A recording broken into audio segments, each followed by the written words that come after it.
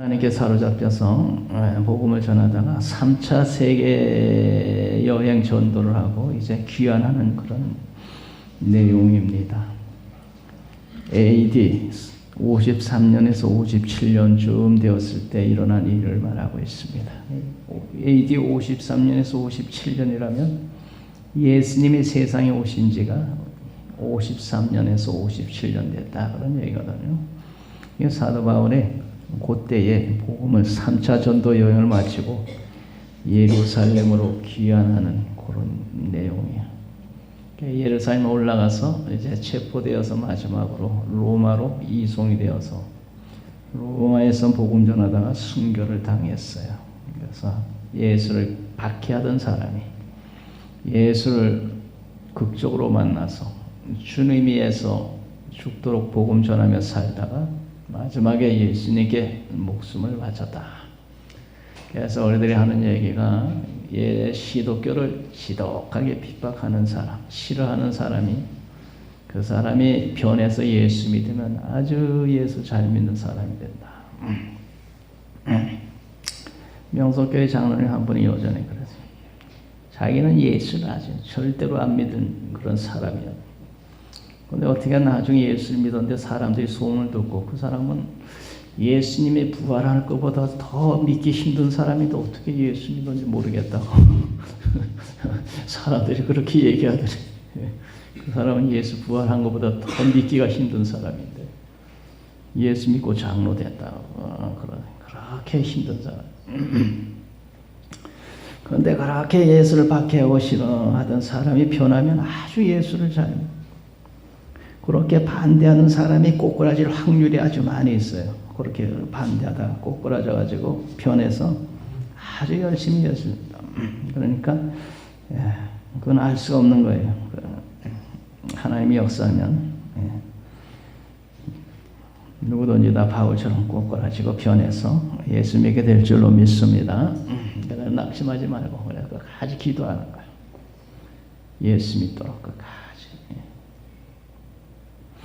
우리 1절 다 같이 읽겠습니다. 우리가 그들을 작별하고 배를 타고 바로 고수로 가서 이튿날 로도에 이르러 거기서부터 바다라로 가서 우리가 그들을 작별하고 한 것은 밀레도에서 밀레도 성도들과 에베소 장로들을 초청해서 그들에게 에베소 교회를 부탁한 바울이 밀레도 교인들과 에베소 장로들을 작별하고 그런 거예요. 그리고 고수로 가서 이튿날 로도에 이르러 거기서부터 바다라로 가면서 잠깐 들렸던 그런 곳으로 말하고 있습니다. 그래서 작별하고 배를 타고 바로 고수로 가서 근데 그 작별하고 하는 얘기는 서로 아주 헤어지기 싫어하는 억지로 떼어놓는다는 그런 의미를 가졌다고 그래요. 작별하고. 근데 이 사람들이 서로 헤어지기 싫은데 억지로 할 수 없이 헤어진 거예요. 사도 바울은 앞으로 더 많은 복음을 전해야 되기 때문에 거기에만 매여 있을 수 없어서 그들과 억지로 작별하고 그리고 이렇게 예루살렘에 향해 가고 있는 겁니다. 고수는 밀레도에서 70km 떨어진 지점에 있는데 유명한 의학자 히포크라테스의 고향이라고 그래요. 고수. 로도는 에게 남쪽에 있는 섬으로 장미의 섬이다. 장미꽃이 많았던가 봐요. 바다라는 로도에서 85km 떨어진 해안에 위치했는데 수백 척의 배들이 지나가는 항구 도시였다. 그 다음에 2절 나가게 있습니다. 2절 베니게로 건너가는 배를 만나서 타고 가다가 베니게라고 하는 요 지역은 오늘날로 말하면 레바논 지역 그 지역이 하고 거의 같이 맞아 떨어진다고 그래요. 베니게로 가서 그곳에는 두로와 시돈이라고 하는 유명한 항구 도시가 있었어요. 그 다음에 3절을 다 같이 읽겠습니다. 구브로를 바라보고 이를 왼편에 두고 수리아로 향하여 두로에서 상륙하니 거기서 배의 짐을 풀려하니라. 그래 구브로라고 하는 키프로스라고 하는 그 섬이 있는데 왼쪽에 두고 이래 왼편에 두고 하는 거는 보면 왼편에 두고 지나가는 걸 알 수 있죠. 수리아로 향하여 수리아로 향하는 건 지금 시리아 지역 그쪽입니다. 또 배에 짐을 풀려 함이러라. 두로에서 상륙하니, 두로는 항구 도시인데 거기에 배가 들려서 짐을 풀려고 거기에 들렸다. 그 다음에 4절 다 같이 읽습니다. 제자들을 찾아 거기서 이래를 머물더니 그 제자들의 성령의 감동으로 바울도로 예루살렘에 들어가지 말라 하더라. 그런데 거기에 두로에서 배가 짐을 풀려고 섰는데 거기에 한 일주일 동안 바울이 머물렀다 그래요. 이래를 머물며, 그래서 이래를 머문 건 배에서 짐을 풀고 다시 싣고 하는데 아마 한 일주일 걸렸을 것이다.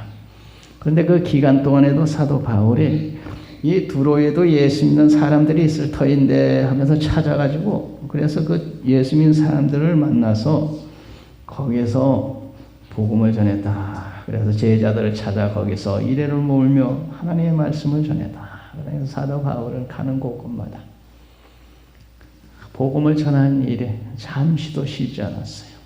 두로에 가서 생전 알지도 못하는 사람들이지만 여기도 예수 믿은 사람이 있을 터인데 수소문해보니 예수 믿는 사람도 있었어.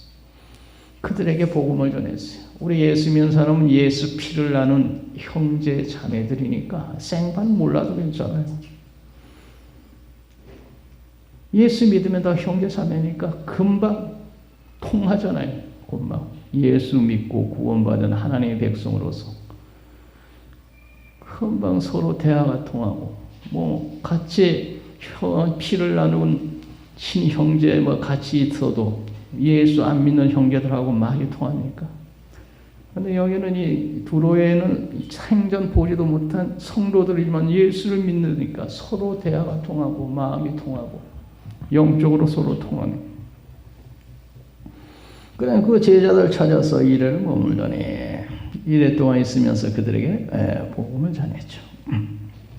틈만 나면, 기회만 되면 사도 바울은 이렇게 잠시도 머물지 않고 하나님의 말씀을 전하는 참으로 열심 있는 그런 하나님의 사람이었구나. 그런데 거기 보면 성령의 감동으로 바울도로 예루살렘에 들어가지 말라 하더라. 그 제자들이 기도 많이 하는 사람들이었던가 봐요. 그들이 기도 많이 해서 영적으로 예민한 영감 있는 이 사람들이 사도 바울에게 기도했더니 예루살렘으로 가면 거기서 큰 환난을 겪을 것 같은데 성령의 감동으로 바울도로 예루살렘 들어가지 마세요. 기도해야 하니까 사도 바울 선생이 이번에 예루살렘에 가면 큰 환난을 겪을 것 같은데 안 가는 게 좋겠습니다. 성령의 감동으로. 그런데 사도 바울은 사도행전 20장 22절에 보면 성령에 매여 예루살렘으로 가노니 거기서 무슨 일을 만날지 알지 못한다. 나는 성령에 매여 성령의 인도를 따라 감동으로 예루살렘에 가는데 거기서 무슨 일을 만날지 알 수 없다. 여기 이 사람들은 성령의 감동으로 예루살렘에 가지 마세요 이러더라는 거예요. 그러면 사도 바울이 성령의 감동으로 예루살렘에 갔는데 이 사람들은 성령의 감동으로 예루살렘에 가지 마세요. 그럼 성령의 감동이 서로 다르잖아요.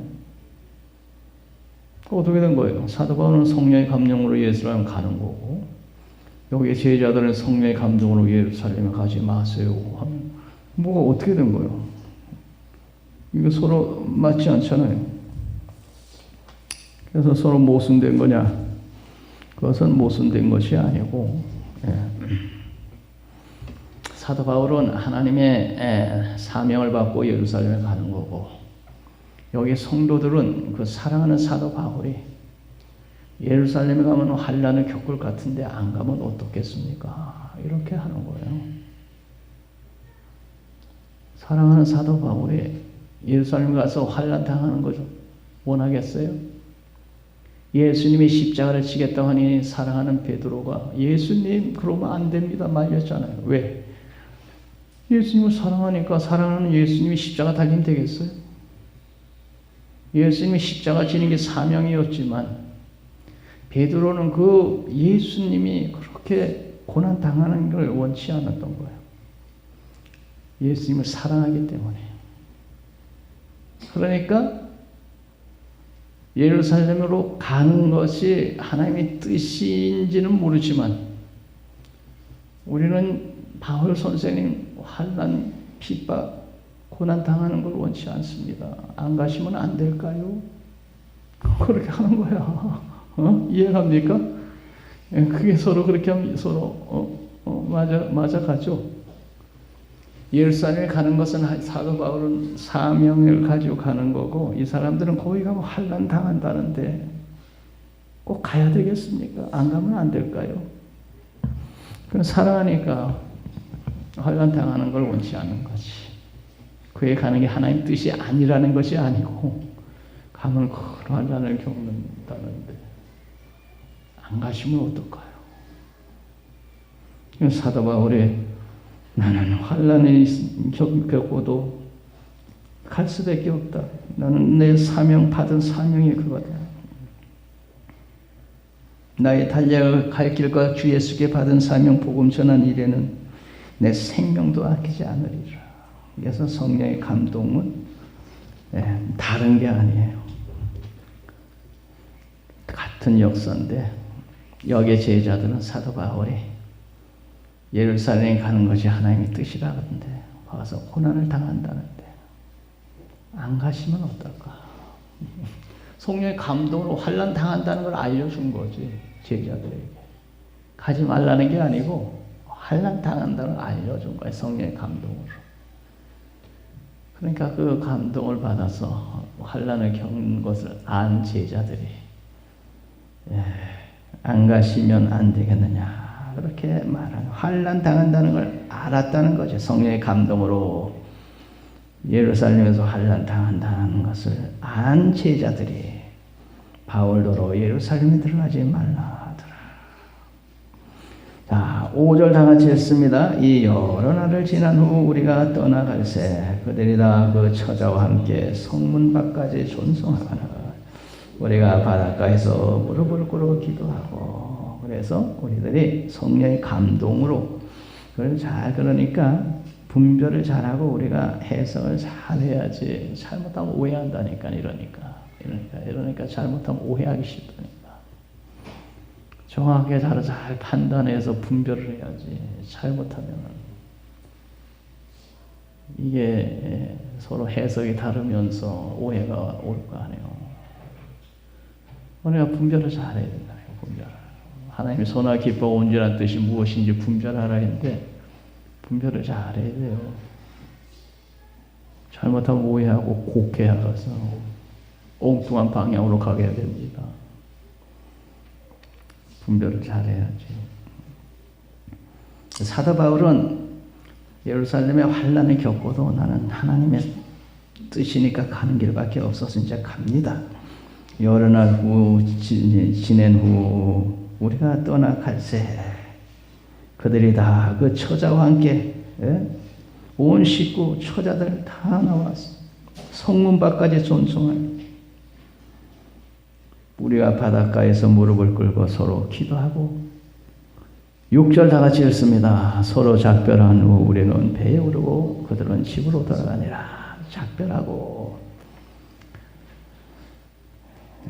여기 보면은 헤어질 때 어떻게 했느냐 하면 기도하고 무릎을 꿇고 기도하고 우리가 여기 처자와 함께 성문 밖까지 전송하고 서로 작별하고 헤어질 때 기도했다. 그러니까 우리를 만날 때도 기도하고 헤어질 때도 기도하고 헤어진 후에도 기도하고 우리는 쉬지 말고 기도해야 돼요. 이번 작별할 때 무릎을 꿇고 서로 기도했다 그러잖아요. 만났을 때도 감사해서 기도하고 헤어질 때도 하나님 앞에 기도하고 헤어진 후에도 변함없이 기도하고 우리는 기도해야 된다. 무릎 꿇고 기도하고 서로 작별한 후 우리는 배에 오르고 그들은 집으로 돌아가니라. 그리고 헤어졌다는 거죠. 작별하고 사도 바울은 배를 타고 갑니다. 성도들은 바닷가에서 서로 손을 흔들면서 작별 인사를 하겠죠. 배가 저 멀리 갈 때까지 끝까지 성도들이 해안가에서 손을 흔들고 사도 바울도 손을 흔들고 서로 아쉬워하며 눈물을 흘리면서 기도해. 세상은 작별하는 곳이구나. 작별하고 헤어지고. 천국에만이 이별이 없지 세상에는 이별이라는 것이 반드시 있다. 오늘 우리들도 언젠가는 작별하고 이별을 우리들뿐만 아니고 우리들 가족 식구도 결국에는 다 작별하죠. 부부가 만나서 평생 살다가 한 사람 먼저 가고 한 사람 땅에 남고 작별하고 자식들도 그렇겠죠. 자식들도 세상에 와서 자식 낳고 자식과 더불어 잘 살다가 결혼하면 헤어지고 떠나가죠. 나중에는 그 자식들과 또 사별하면서 자식들 남겨놓고 이제 또 세상을 떠날 날이 오겠죠. 이 세상이라는 것은 작별하는 곳이구나. 작별할 때 기도하고 작별해라. 작별은 누구나 다 이별을 누구나 반드시 작별하고 이별하는데 그때는 우리들이 기도하면서 천국에서 우리 만나자. 우리 예수 믿는 사람은 어디 작별하고 어디로 가는 거예요? 천국 가는 거 아니에요. 나 먼저 천국 가 있을 테니 우리 천국에서 나중에 만나. 예수 잘 믿다가 나중에 천국에 와서 우리 만나자. 천국은 영원히 이별이 없는 곳이니까. 천국이 참 좋은 것이요. 거기는 이별의 슬픔이 없는 것이다. 세상에는 이별의 슬픔이 있어가지고 이별하지. 그럼 제천 화재 사건 나가지고 졸지에 양 가족을 잃고 그냥 이별해가지고 눈물 받아대죠. 이게 너무 미량에도 그냥 갑자기 또 그런 식으로 해서 졸지에 하루아침에 이별해가지고 작별해가지고 눈물 받아옵니다. 이 세상이라는 건 이 눈물의 골짜기라니까 이렇게. 언젠가는 헤어지면서 눈물을 흘려야 된다는 거예요. 그게 세상이라. 그런데 우리들은 그게 마지막이 아니고 천국에 가서 다시 만난다고 하는 위로가 있는 거예요. 얼마나 좋아. 예수 안 믿으면 어디 가서 만나겠어. 영원한 이별이니까 얼마나 슬퍼. 영원한 이별. 이게 예수 안 믿으면 아주 비극입니다. 비극. 예수 믿으면 우리 천국에서 만납시다. 웃으면서 헤어질 수 있습니다. 작별한 우리는 배에 오르고 그들은 집으로 돌아가니라.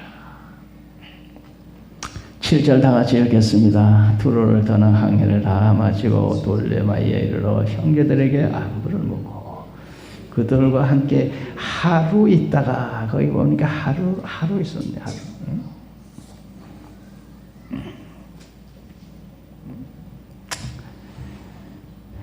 하루 있다가 또 떠났어요. 자, 8절 다 같이 읽습니다. 이튿날 떠나 가이사랴에 이르러 7 지사 중 하나인 전도자 빌립의 집에 들어가서 머무니라. 거기 보면 가이사랴에 이르러 7 집사, 최초에 7 지사를 세웠죠. 스데반, 빌립, 니가노르 여러 가지 7 사람이 있는데 그 중에서 빌립 집사라고 있다. 집사 중 하나인 전도자 빌립의 집에 들어가서 머무니라. 빌립 집사님이 사도 바울을 얼마나 기쁨으로 영접하고 대접했겠어. 그런데 그 집사님이 참 예수를 얼마나 잘 믿었는지 말이죠. 딸이 4이 있었는데 딸이 다 예언하는 자들이었다. 9절 다 같이 읽습니다. 그에게 딸 4이 있으니 처녀로 예언하는 자라. 딸 4이 있었는데 딸이 다 예언의 은사를 받아가지고 예언을 하는 그런 사람들이었다는 겁니다. 그러니까 예언의 기도 이런 은사를 받았다는 건 이 사람들이 기도를 많이 한 사람들인 걸 알 수 있어요. 기도 안 한 맹송맹송한 사람에게 은사가 나타날 수가 없어요. 기도를 많이 한 사람에게 이런 은사 저런 은사가 나타나고 뭐 치유의 역사도 나타나고 뭐 예언의 은사도 나타나고 뭐 여러 가지 은사가 나타나지. 기도 안 하는 사람에게 이런 신령한 은사는 나타나지 않거든 이게. 그런데 여기 보면 네 딸이 다 예언하는 은사를 받았더라 이렇게. 그러니까 이들이 참 기도를 많이 하는 집사님 가정이었구나. 집사님 가정 기도를 많이 하는.